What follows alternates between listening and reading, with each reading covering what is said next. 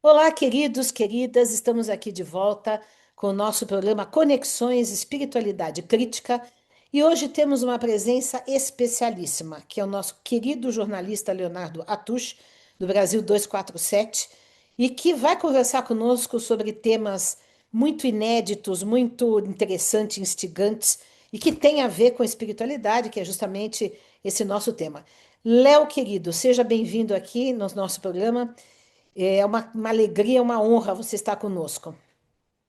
Dora, a honra é minha, muito bom falar com você. Obrigado aí pelo convite. Estou à sua disposição. Então, Léo, eu te convidei porque você tem ido muitas vezes para a China, né? E a gente fica curioso com um monte de coisa de lá, porque a gente não sabe nada, na verdade, né? Tem um monte de preconceitos sei lá, de imaginário sobre a China, mas de fato, como é lá, só quem foi, e ainda acho que tem que ir muitas vezes para entender um pouco, porque é uma cultura muito diferente, etc. E você, nessa última viagem, você comentou comigo que você foi para uma cidade chamada Kunming, né? E que tem uma coisa assim, um encontro ali, uma confluência de espiritualidades ali nessa cidade. Eu queria que você conversasse, falasse um pouco sobre isso e o que que você viu, o que você sentiu, e depois a gente falar um pouco mais sobre a espiritualidade em geral na China, se é que existe, o que existe, não existe, enfim, né? Queria que você se Olha, eu explicasse. acho que a espiritualidade na China é um assunto da vida privada. Eu acho que desde que houve a Revolução Comunista, em 1949, 76 anos atrás, o Mao, que era muito inteligente, teve essa percepção, né, em separar assuntos de Estado dos assuntos da vida privada. Então, é um país extremamente secular, o que não significa que as pessoas lá não possam ter fé, enfim, quer dizer, de todos os tipos. Mas aí o que que aconteceu que foi muito interessante? A gente não percebe a presença da religião na China como você percebe, por exemplo, em outros países, onde a religião é muito forte na política. Eu acho que o pior exemplo do mundo, um dos piores, é o próprio Brasil, onde você tem bancadas evangélicas, bancada isso, bancada aquilo, uma pessoa agora se apresentando como candidata à presidenta da República, a Michele Bolsonaro, dizendo que vai defender os valores cristãos, esses deputados que se agarram na bandeira de Israel, isso nunca vai ver. É um país extremamente secular. Então, a religião me parece ser um tema da vida privada. Mas o que que aconteceu que foi muito interessante? Bom, eu, quando estava no avião, o meu roteiro foi São Paulo, Doha, Bangkok e Kunming. Por que Bangkok? Porque Kunming é uma cidade no sudoeste da China, muito próxima da Tailândia, né? Então, não era um voo tradicional para a China, que as pessoas geralmente vão para Xangai ou para Pequim e depois pegam uma conexão, porque Xangai e Pequim estão muito no leste, né? E essa cidade é mais ao oeste. Então, aí, antes de chegar em Kunming, eu falei, deixa eu pesquisar um pouco sobre essa cidade. Aí comecei a pesquisar, Rota da Seda, tal. Aliás, eu participei de dois eventos lá, um evento organizado pela Xinhua, que era um encontro de veículos de comunicação do Sul Global, e um outro evento organizado pelo Diário do Povo, que era um encontro de veículos que participam do que eles chamam do Cinturão e Rota, né? Que é o que a gente chama aqui de Rota da Seda. E Kunming, aí eu pesquisando, é uma cidade que fazia parte da Rota do Chá, né, porque tinha muito comércio de chá por aquela região, Rota dos Cavalos, e aí chegou um ponto que chamou a minha atenção. Ali também foi o ponto por onde foi um dos pontos de entrada do budismo na China, né? O budismo todo mundo sabe que nasceu na Índia, Sim. mas foi se espalhando pela Ásia, é, Myanmar, né? Vários países do Sudeste Asiático também. Aí quando ele entra na China, ele é traduzido pelos mestres chineses ou pelos monges chineses que eram mais adeptos ali da filosofia do taoísmo. Sim. Que eu descobri? Fazendo pesquisas mesmo, assim, no avião, usando inteligência artificial, né, que era avião com internet, e aí descobri, quer dizer, quando houve esse contato, esse diálogo de civilizações, Índia de um lado e China de outro, isso deu origem a uma palavra chamada Chan. E o Chan é exatamente o que todo mundo no mundo, todas as pessoas no mundo conhecem como Zen, né? Hum, O Zen nasceu na China, não nasceu no Japão, olha só. né? É muito interessante, porque os japoneses, quando foram estudar budismo na China, ou taoísmo, eles traduziram essa palavra Chan como Zen, né? E o Zen viajou para o Japão, e se transformou no que a gente chama de Zen budismo, Sim. e o Zen budismo é popular no mundo inteiro, né? Quer dizer, eu me lembro assim do tempo que eu era adolescente, tinha um livro que fez muito sucesso, que era O Zen e a Arte de Manutenção das Motocicletas, né? Esse livro foi um clássico, né? O É, meu que eu li foi aquele do arqueiro, ah, que eu achei maravilhoso. Eu li hum. isso na minha juventude também. O Zen é uma coisa fascinante, né? E aí o que que acontece? Quer dizer, quando você olha, por exemplo, essa questão do budismo, né, tem muito a ver com aceitação, né, que tudo passa, tudo é passageiro, né, o que é bom, o que é ruim, quer dizer, a A impermanência, impermanência. a Falamos juntos. impermanência, né, a impermanência e tal. Mas algumas pessoas, quando criticam o budismo, falam, isso pode levar a uma certa passividade, né? Na China, quer dizer, com o Tao, né, o Tao tem mais uma ideia de o caminho, né, quer dizer, o caminho para o ser humano buscar uma vida rumo à felicidade, né? E o Zen também tem muito disso, quer dizer, qual que é o caminho que as pessoas devem ter. Lógico que isso incorpora elementos do budismo para você evitar o sofrimento, né? Mas ele não é uma coisa extremamente passiva, né? Você tem que buscar progredir, se desenvolver, e eu acho que isso está muito presente na cultura chinesa também. O que eu acho muito interessante na Ásia, agora, é o seguinte, que quando a gente olha para as religiões do Ocidente, vamos pegar assim, o judaísmo, o cristianismo, o islamismo, eles partem daquela coisa da revelação mágica. Houve uma revelação, alguém escreveu na pedra isso viraram os mandamentos, e aí daí viram os preceitos morais. Eu percebo, a minha percepção, sem ser um especialista, é que na Ásia a coisa se dá muito mais em busca de uma busca pelas leis naturais, né? Quer dizer, como você deve agir para ter um resultado harmônico, né? Ou feliz. Então, basicamente isso, quer dizer, se você fizer, tem muito a ver com a ideia até do John Lennon, né? Não sei se é o John Lennon ou o George, acho que é o John Lennon, né? Do karma instantâneo, né? O instant karma, né? Faça o bem que você vai receber o bem, né? Quer dizer, haja de uma maneira correta, quer dizer, que isso vai também se voltar em seu benefício, né? Então eu vejo assim na Ásia o que chamam de religiões talvez nem sejam religiões, né? Na verdade são São práticas, caminhos, né? são caminhos, exatamente. Caminhos São espirituais, caminhos espirituais. caminhos espirituais, exatamente, caminhos espirituais. Eu diria E que dessa tem maneira. uma ética, né? Que tem uma Uma proposta ética, de ética, uma ética, né? uma Agora, ética. e você viu na China, por exemplo, ainda uma influência, se é que há isso, se é que é perceptível, alguma influência, algum remanescente do confucionismo, né? Porque Não, o confucionismo é a essência de tudo, né? exato. Porque se, porque se você for pensar assim, quer dizer, o que que a China busca, o que que a China teme e o que que a China busca, né? A China teme o caos, a confusão, e o caos é o que predomina no Ocidente. E o que que a China busca? A China busca a harmonia, né? Por que que a China, na verdade, se tornou a maior potência do mundo e de uma maneira imparável, como eles dizem, né? Porque houve a decisão quando do processo lá de reforma e abertura do Deng Xiaoping, de paz e desenvolvimento, né? Paz e desenvolvimento. A paz é o que garante. Na verdade, o país não é pacífico porque se desenvolveu. Ele se desenvolve porque tem paz. É a harmonia que garante o desenvolvimento. A primeira viagem que eu fiz à China, que foi em março desse ano, eu fui visitar os meios de comunicação, né? E eu queria muito entender como é que funciona a lógica, porque muitas pessoas falam em censura e tal. É, eu queria É, saber disso também. então, os meios de comunicação lá, Dora, eles estão inseridos nessa lógica de paz e desenvolvimento. Eles não são geradores de caos, de desarmonia. Eles são construtores de consensos sociais na busca do progresso, né? Então, você nunca vai ter lá, por exemplo, uma Jovem Pan querendo derrubar um governo, ou uma Globo querendo desestabilizar, ou essa polarização fomentada pelos meios de comunicação.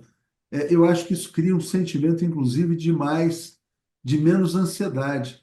As pessoas na China, elas passam uma ideia de estarem vivendo em mais paz interior, sabe?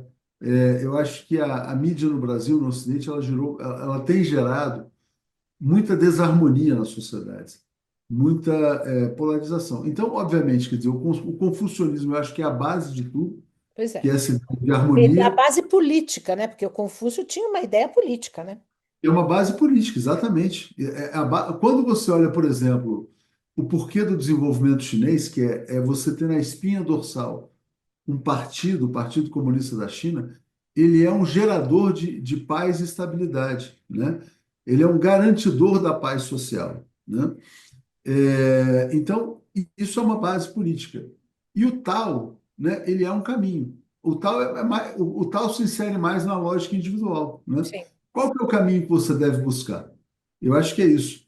E achei muito interessante porque acho que muitos anos atrás eu ingressei numa religião, já há uns 20 anos, nem sei quanto tempo já tem isso, uma, uma prática, né, vamos dizer assim, vamos dizer, um caminho espiritual de origem japonesa, que se chama PL, que é Perfeita Liberdade.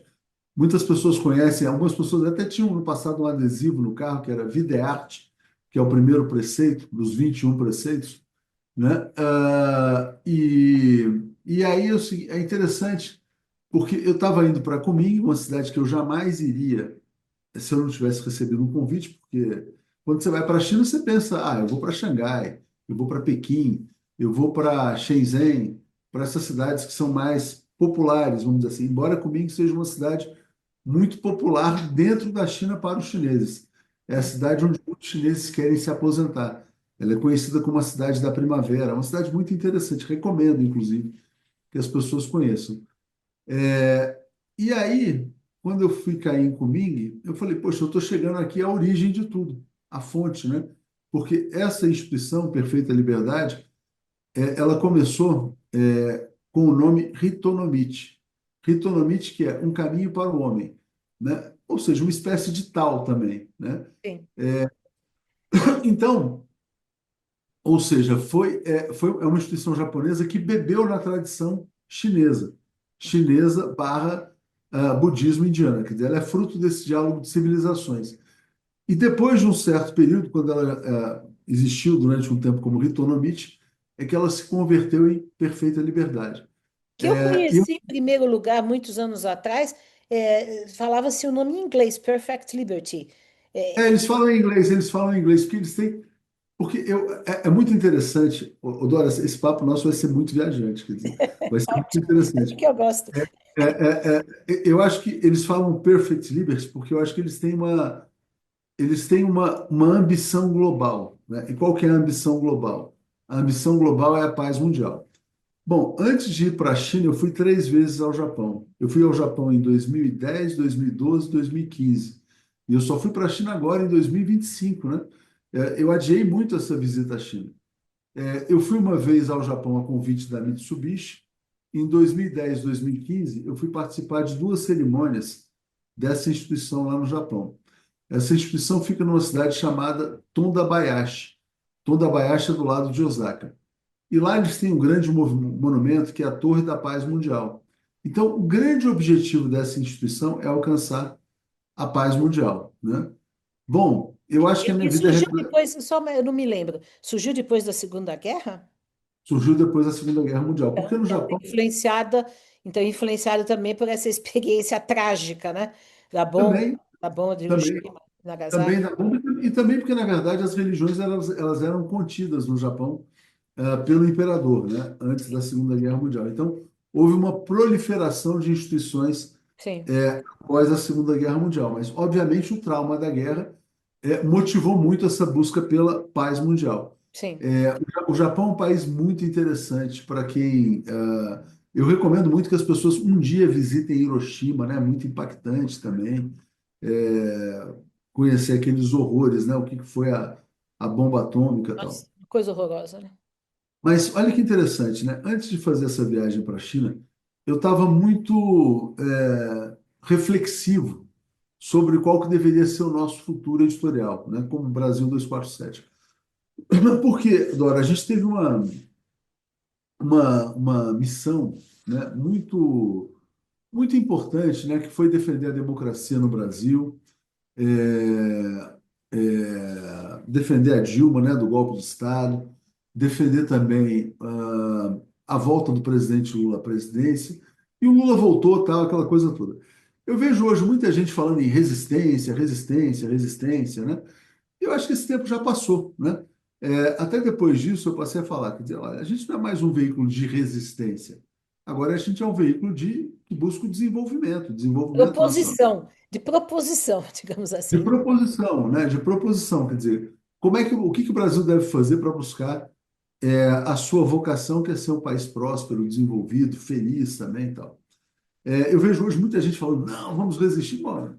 Resistir nós, né? Quer dizer, quando a Dilma foi golpeada e quando o Lula estava preso. Agora já é outro momento, agora é um momento de construção.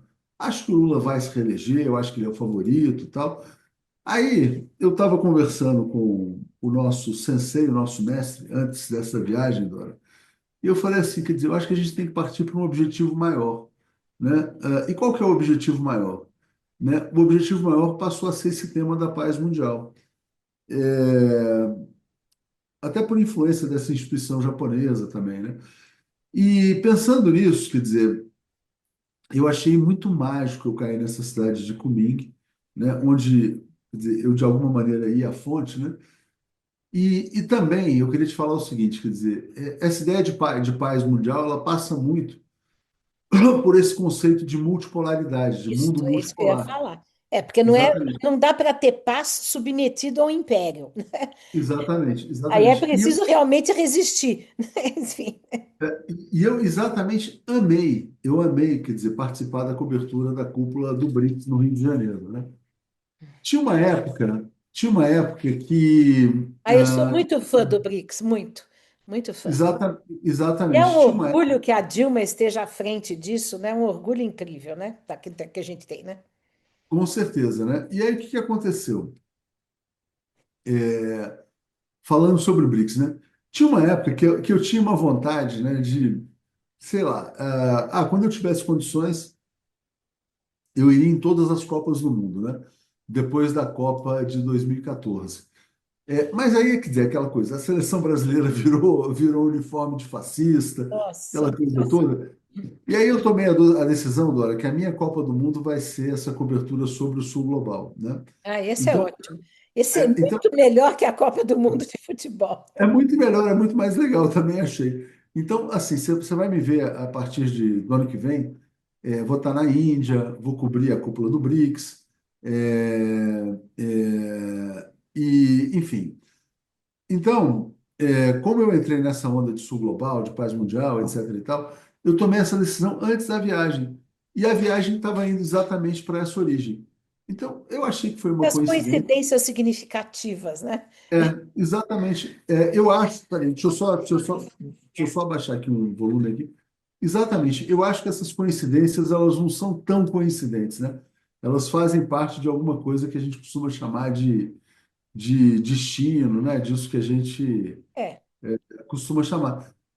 E aí, essa viagem para a China foi tão importante, porque, olha que curioso, né?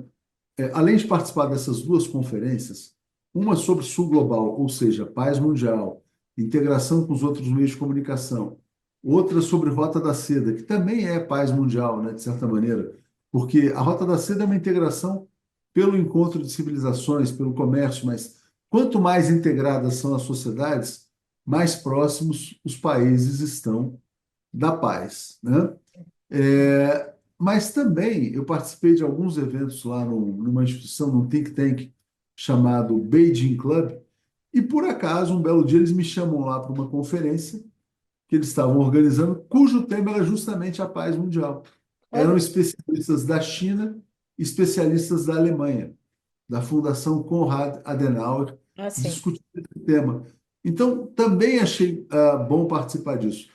Eu falei até com o Zé Reinaldo Carvalho, nosso editor internacional que abriu as portas para a China, que eu estou disposto agora a participar do Sebrapaz também, que é uma instituição voltada ao tema da paz. Eu acho que isso aqui é muito importante. Eu acho que assim, quer dizer, as pessoas muitas vezes não se dão conta, né, de quão profunda é essa ideia de sul global, né, de Eu quão acho importante é para fantástico. o futuro da humanidade. Então, eu acho que esse é o ponto fundamental. Agora, deixa eu te perguntar uma coisa nisso tudo. Assim, eu assim, me identifico totalmente com o que você está falando, porque eu sou uma pacifista, eu trabalho, sempre gostei muito das propostas de Gandhi, a questão da não violência, enfim, sempre isso me atraiu demais, né? Agora, eu também sou muito inquieta, né? Digamos assim, como jornalista e tal. Essa questão que eu quero te perguntar. Como que você vê, por exemplo, a possibilidade de nós constituirmos um sul global, uma multipolaridade, sem uma hegemonia? No caso, chinesa seria, né? Então, exatamente. Vamos falar sobre isso, porque também tem outra coincidência, né? Eu embarquei para a China no dia 3 de setembro. O dia 3 de setembro foi exatamente o dia do desfile militar na China. E é isso que É, me pegou. Até conversei com você sobre isso em off, né? a gente falou sobre isso. Algumas pessoas ficaram preocupadas, achando que, não, mas olha, a China está exibindo. Esse é o discurso do Ocidente. A China está exibindo sua musculatura, não. A proposta chinesa é totalmente defensiva, né? E aquela coisa, é a lógica do Maquiavel, né? Você só estará preparado para a paz se você estiver preparado para a guerra, porque senão você se torna o alvo da dominação, né? Sim. Só que Então, acontece que esse discurso sempre foi usado para fazer guerra, né? Sempre. mais ou menos assim, a China nunca Ah, fez guerra, na não, não, verdade. mas estou dizendo, mas a Guerra Fria, por exemplo, foi toda baseada nesse discurso, né? É, mas a China se desenvolveu militarmente, eu acho que agora ela. Qual que é a mensagem central do presidente Xi Jinping naquele discurso? A China nunca mais viverá um século de humilhação. A China nunca mais será agredida, né? Então, Dora, eu acho que esse é o ponto central. Eu acho que esse é o ponto central. É um país que alcançou um aspecto central da sua soberania. Eu vejo a soberania, o Brasil fala hoje muito em soberania, né? A soberania tem três aspectos, na minha visão. Um país tem que ter soberania alimentar, tem que garantir a segurança alimentar da sua população, ele tem que ter segurança energética, ele tem que ser capaz de garantir a continuidade produtiva, ele tem que ter soberania militar, segurança militar. O Brasil ele só tem dois aspectos da sua soberania. O Brasil tem segurança alimentar e tem segurança energética, mas o Brasil não tem segurança militar. E não tem Ah, também que ter segurança, essa questão da autonomia das redes, da internet, porque isso cria uma dependência é, também, né? Porque onde isso está a também. informação, onde está a circulação da informação, nós temos toda essa doutrinação mundial, né, das Isso. grandes big techs, O né? Brasil também não tem. Isso também passa pelo campo da ideologia que a China cuidou desde o começo. Exato. A China, na verdade, ela tem a soberania militar, que ela demonstrou, ela tem muita soberania energética, mas ela não tem a soberania alimentar. Ela depende de outros países, depende muito do Brasil, por exemplo. A Rússia é um país soberano. A Rússia ela tem todos os elementos. Então, ela tem como garantir a segurança alimentar da população. Ela é um país muito forte militarmente e muito forte energeticamente.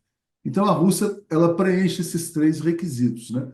Mas a China está mais avançada nesse aspecto que você falou, que é o aspecto das redes sociais. Então, assim, quer dizer, foi muito interessante. Eu estou gostando muito de conhecer a China, de abrir minha mente, né? Eu acho que isso tem sido uma oportunidade muito boa sabe, de realmente se libertar de preconceitos. Até uma coisa que eu vou te falar, quando a primeira vez que eu tive contato com uma autoridade chinesa, a primeira pergunta que eu fiz foi aquele papinho, né? Mas e a democracia? Eu fiz essa provocação. E ele falou: olha, a gente não quer colocar as nossas conquistas em risco a cada 4 anos. É uma visão de longo prazo, né? Os brasileiros têm vivido muita ansiedade, né? Nesse sentido de que a cada 4 anos é uma eleição do fim do mundo, né? Será que o Lula vai vencer? Será que o Lula vai perder? Será que a gente vai garantir as conquistas ou não? Isso tudo é muito complicado, né? E uma coisa que nosso amigo comum, Alisson Mascaro, fala com frequência também, você falou das Big Techs, né? A China, desde o começo, percebeu a importância do tema da ideologia. Olha, eu cada vez mais chego à conclusão de que o camarada Mao foi a pessoa mais importante do século XX. Ninguém foi tão importante para a humanidade como Mao Tse-tung. E vou estudar mais sobre ele, porque fazer uma revolução como ele conseguiu fazer, com todos os erros, acertos, e uma revolução que tirou 1 bilhão de pessoas da pobreza, é muito bonito, viu, Dora, você ir à China e ver aquelas pessoas que até outro dia eram camponesas, né? Outro dia o vice-presidente americano, o J.D. Vance, falava com desprezo pela China, são camponeses. E ele mesmo é um camponês, né? Se você Exato. for ver se você for ver o filme do J.D. Vance, que é A Elegia do Caipira, ele é um caipira, mas ele falou com desprezo. É muito bonito você ver essa ascensão de pessoas que vieram da pobreza e que viram, assim, sabe, construir uma sociedade muito forte, e com muita coesão social. Isso realmente é muito impactante. A civilização chinesa hoje está dando exemplo para o mundo. Acontece que nós temos que pensar também que a China é uma das culturas mais antigas, ou a mais antiga do mundo, né? Eles já tinham um grande progresso em vários aspectos tecnológicos, quando a Europa ainda estava na barbárie, né? E aí, Mas eles perderam o bonde da Revolução Industrial, né? Quer dizer, então sim, foi isso que, sim. que criou a hegemonia do Ocidente, né? Sim, mas num certo aspecto, por exemplo, quando Marco Polo fez a Rota da Seda, né? Exato. A China era muito mais adiantada do que a Europa, né? Então, essas coisas se alternam também na história, né? E agora, eu sinceramente, eu gosto muito da ideia da multipolaridade, gosto muito do fato de que a Dilma esteja à frente do BRICS, né? Isso aí me dá uma esperança, um orgulho, etc. E ela é muito reconhecida, né, pelos chineses, né? Tanto que recebeu medalha e tudo mais, né? Agora, eu, como antimilitarista, eu me ponho assim um pouco na expectativa se todo esse aparato militar será mesmo só usado para garantir a paz, porque pode subir daqui a pouco um outro cara lá que não queira só isso, né? Essa que é a questão que me pega, né? Enfim, né?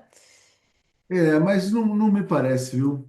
Acho que eu Vamos acho que lá esperar que eu seja acho que lá como eu acho que lá existe política de Estado, sabe? Existem as coisas são feitas com muito planejamento, sabe? Eu não acho que esse risco exista. então, vamos esperar que sim. Eu queria só que você me falasse um pouquinho mais antes de terminar sobre essa questão da sua espiritualidade, porque uma das grandes coisas que é uma das coisas que eu mais trabalho, inclusive nesse programa aqui do Conexões, é o encontro entre a espiritualidade e uma militância política e uma inserção consciente no mundo, de trabalhar por um mundo melhor, enfim, né? E como que você se sente nesse sentido? Como você se coloca nesse sentido? Porque, assim, às vezes as pessoas acham que para você ter uma militância nesse sentido, você precisa ser ateu, você precisa ser contra todo tipo de espiritualidade. E eu não penso assim, né? Então, queria que você falasse alguma coisa nesse sentido. Você sabe que até uma coisa interessante, por exemplo, o que eu entendi, pelo menos da China, sem ser um especialista, e sem ter autoridade de fala, né? Eu acho que lá não existe esse culto ao ateísmo. O que existe é o seguinte, quer dizer, a religião só não pode penetrar nos assuntos de Estado. Isso é uma coisa É clara. ótimo, excelente. É o que eu acho que faz muito bem, inclusive, né? No meu caso, o que que eu diria assim? Essas percepções, né, assim, de princípios naturais, de caminhos que geram resultado, eu acho que são muito interessantes. Você aprende muito, sabe? Quer dizer, inclusive quando você tem problemas, né? Quer dizer, quando você passa pelas chamadas adversidades, Sim. né? E aí é o seguinte, quer dizer, o que que causou aquela adversidade? Qual que foi a sua falha de comportamento que produziu aquele efeito? Né? Porque tudo é ação e reação. Eu vejo dessa maneira. E uma outra coisa também que a gente aprende muito nessa instituição, Dora, é que todos os fatos eles são neutros, né? Eles chamam lá de cão azar, né? Cão azar seria o seguinte, quer dizer, então se aconteceu alguma coisa, foi uma vontade divina, vamos dizer assim. Então, vou dar um exemplo fácil para as pessoas entenderem. E tudo vai depender da maneira como você reage a essa adversidade. Vamos imaginar que você bata o seu automóvel, bateu o carro, né? Ninguém bate o carro e fala assim, porra, eu queria bater o carro hoje, né? Então, foi uma coisa que saiu fora do planejamento. Claro, Aí você pode reagir de uma maneira assim, porra, que tragédia, que desastre, não sei o quê, vai custar isso. Ou você pode agradecer pelo fato de não ter tido nenhum dano físico maior. Então, em cada ponto, você está na bifurcação entre o bem e o mal. E você é que vai decidir, né? Se você vai escolher o caminho correto ou o caminho errado. Se você escolher o caminho errado, você vai ter uma consequência. Se você escolher o caminho correto, você também vai ter uma consequência. Então, é muito interessante mas isso olhar nos confere para uma espécie de, que eu também concordo, mas a gente tem uma espécie de otimismo básico em relação à existência, né? E que eu é. tenho esse otimismo, eu tenho Eu esse, também tenho.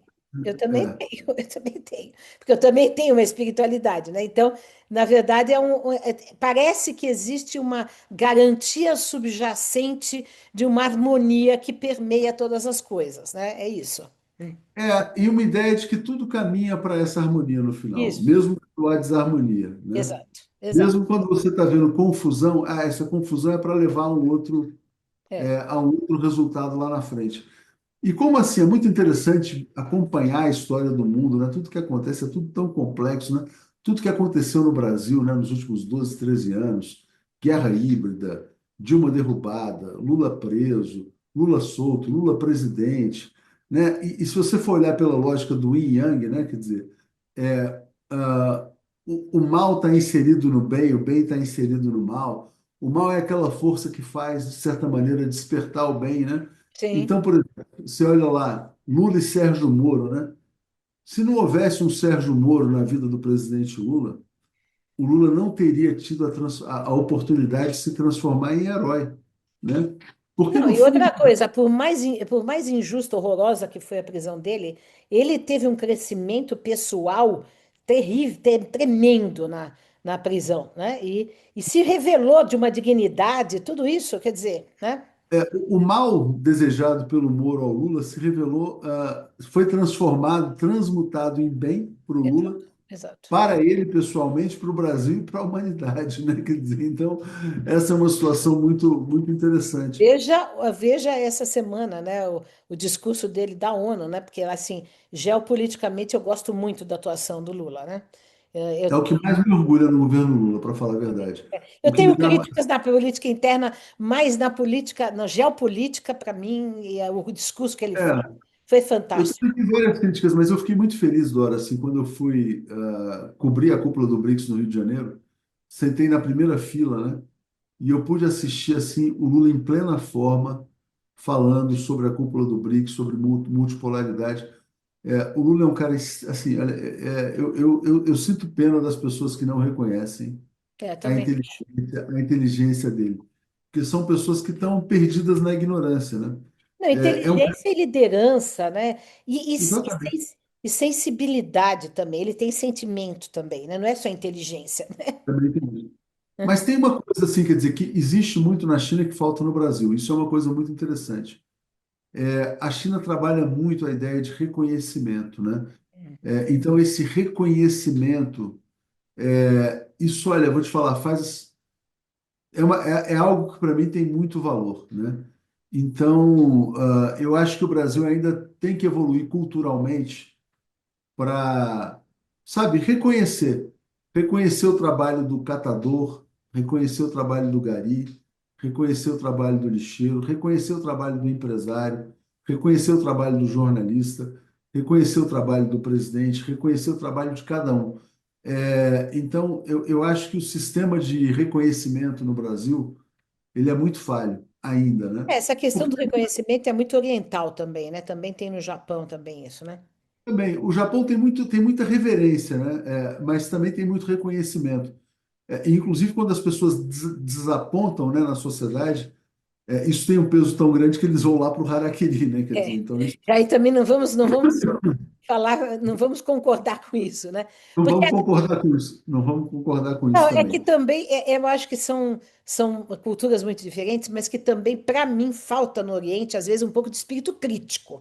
E isso nós Ah, temos em abundância, né? Mas que é, de certo, necessário que a gente tenha também um espírito crítico, que não seja tão de cancelamento, de destruição, mas que seja no sentido de mudança necessária quando necessário se faz, né? Então, é por aí, eu acho.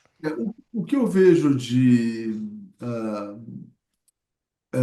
erro no sistema de reconhecimento ocidental é a questão do dinheiro, né? Quer dizer, as pessoas, aquela coisa, valorizam muito o quanto cada uma pessoa tem na conta bancária, se é rico, se não é rico, se Isso é o pode comprar capitalismo, isso né? ou aquilo.